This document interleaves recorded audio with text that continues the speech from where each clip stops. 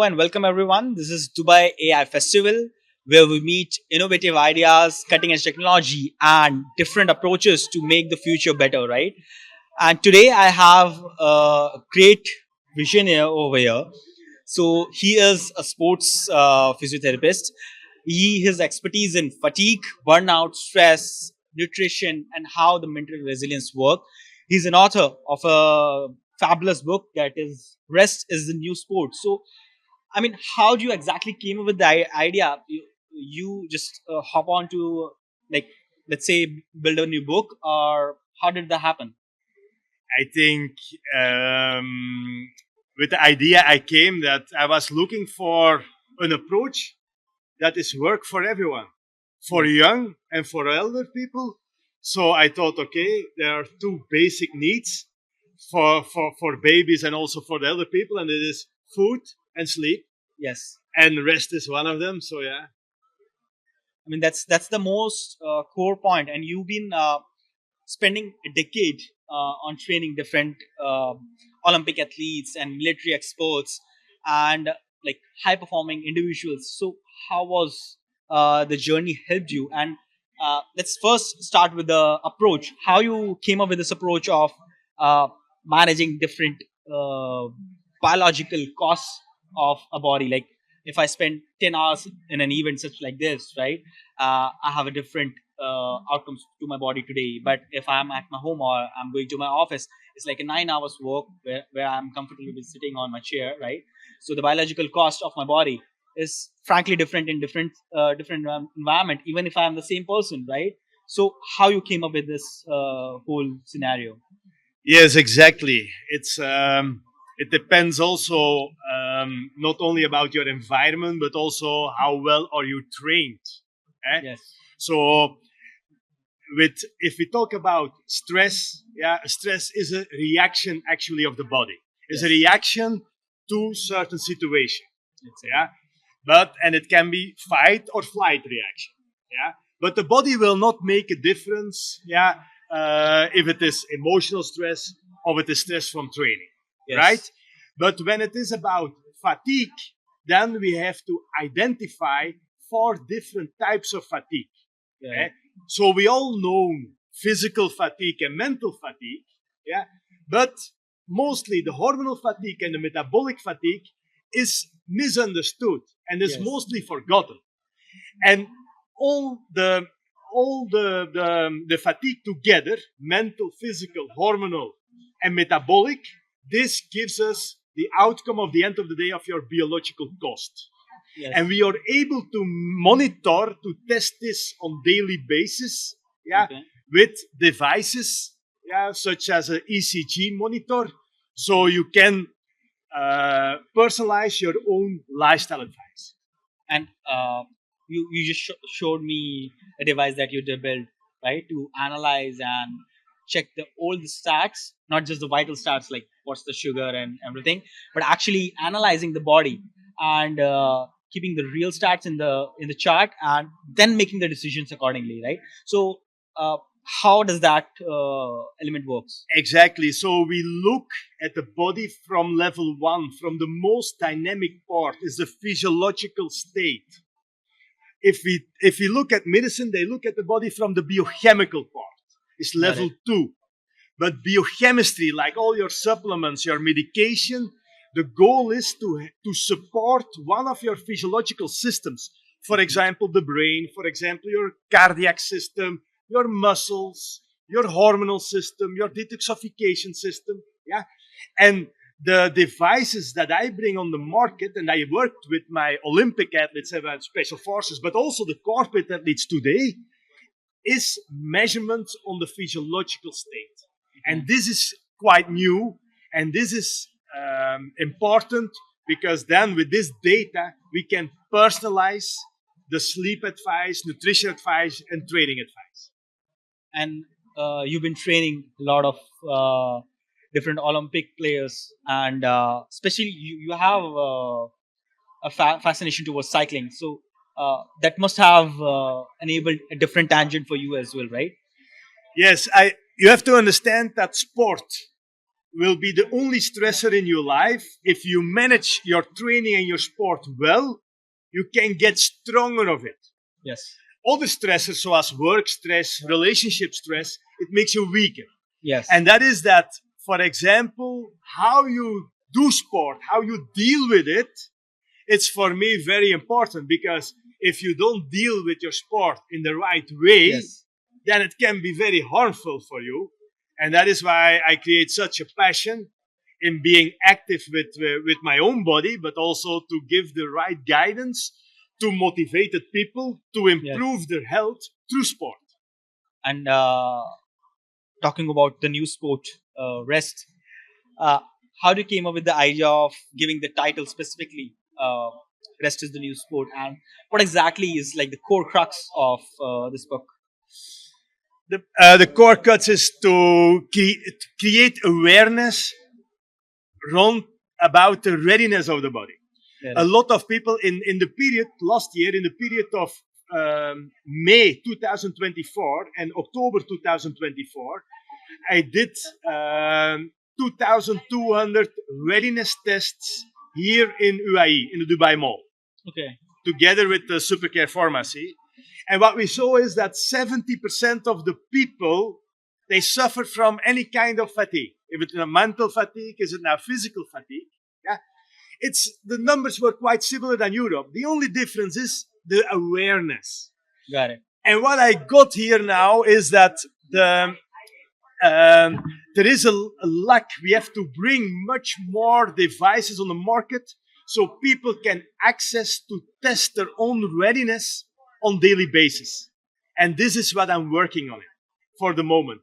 So I put one health kiosk in the Dubai Mall. Okay. And now next week we are also looking for different partners like Daman Health Insurance in Abu Dhabi to work also together to put also this kiosk in public so people has access and they can follow the well-being strategy of the country 2031. Yeah. Okay. To take care of their own health. Yeah. So we put less pressure on the medical field. Yeah. And we improve the readiness through doing the right lifestyle advice at the right moment, accordingly about your type of fatigue.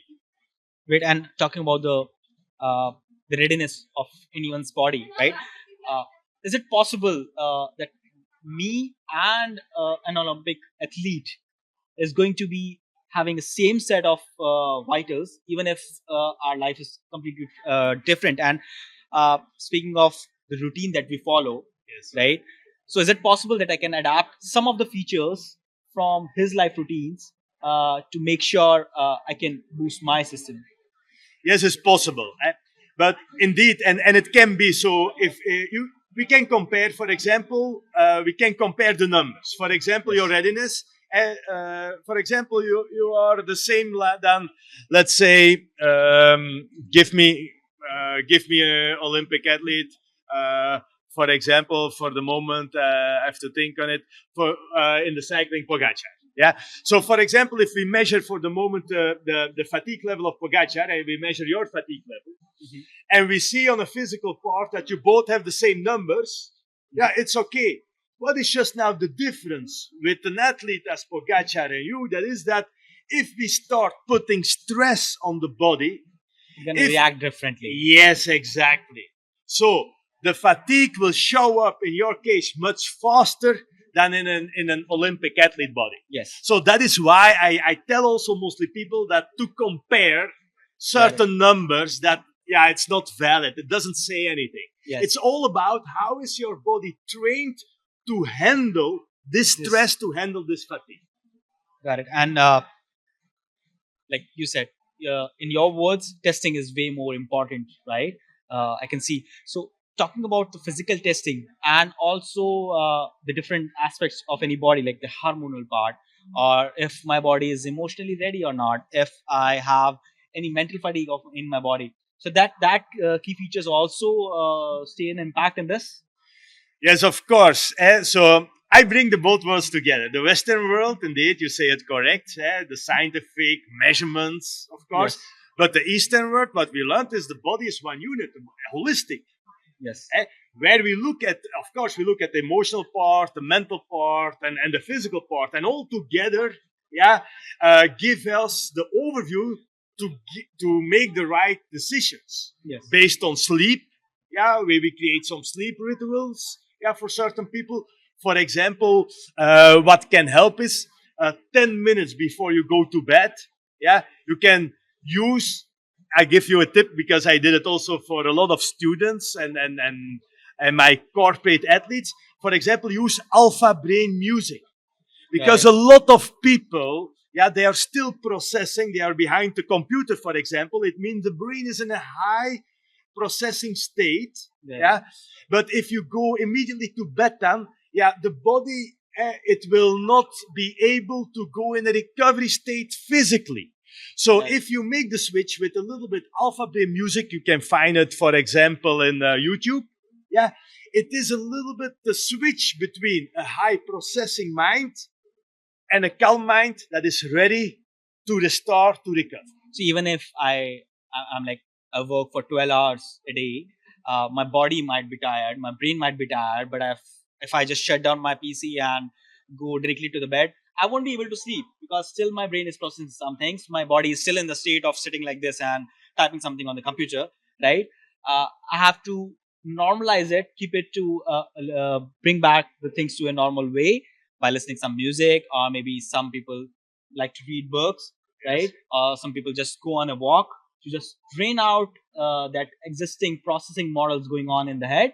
And when I'm back to in my normal human level state, I can go to sleep, right? Yes. That time I can have an actual restful and recoveryful sleep. Exactly. And if I can optimize your walk, for example, do it barefoot. Yes. Barefoot walking, Barefoot, you yes. ground yourself with Mother Earth. Yes. It's a very natural thing. And it's very beautiful. That's one thing. And on the other thing, what also will help, and it costs also no money, is use blue light blockers on your screen. Yes. Because this blue light, it's harmful for the production of your melatonin. Got And it. melatonin is in the category of anabolic hormone. It's a growth hormone. And you cannot have the same anabolic effect of melatonin by taking a pill. Okay. So using these blue light blockers on your screen is also an additional tip that I give that can improve your recovery. I mean, we all tend to see these kind of content around different reels or maybe YouTube or reading in different books that block the blue light or go to walk or uh, read some books or listen to ambient music. But when it comes to actually implying and implementing all those steps really into your life, the building of that routine is very terrific. So how do someone should cope up with that? Yes. I mean, speaking of it, it's really beautiful. I mean, I can say that I'll go on a barefoot walk after this, but actually, when I practically go on a barefoot walk, it's very hot stone outside in Yes. Dubai, right? So I cannot walk. I got you. Yes. So see, we cannot eat every day like a Michelin star. Yes. We can also not do every day a training like an Olympic athlete, of sleep like a baby. Yes. Of relax our brain. Exactly. Exactly. So you have to make your choices. Yes. And what I suggest is not put the pressure that high, but be aware, about to, at least if you didn't take proper time for have a good meal during the day, do it at least in the evening, for example. Yes. And the other day, for example, you had no proper time for a walk or for physical activity, plan it on the day after in the morning, for example. So, you have already something done before your day is starting. Because mostly what happens is, when you start your day, you get disturbed with a lot of things. And when you come home, it's too late. Got it. So sometimes to wake up a little bit earlier and do there already 10 minutes looking at the sun in the morning, the UV light, the sunlight in the eyes has a fantastic impact on on our circadian Seriously? rhythm. On our circadian rhythm. It boosts on top your vitamin D level at the same Great. way. So at that moment, it gives us a natural startup kick for the morning because it helps washing melatonin out. So it makes us fresh. Right, so For example, it's just about like creating the balance, yes, right?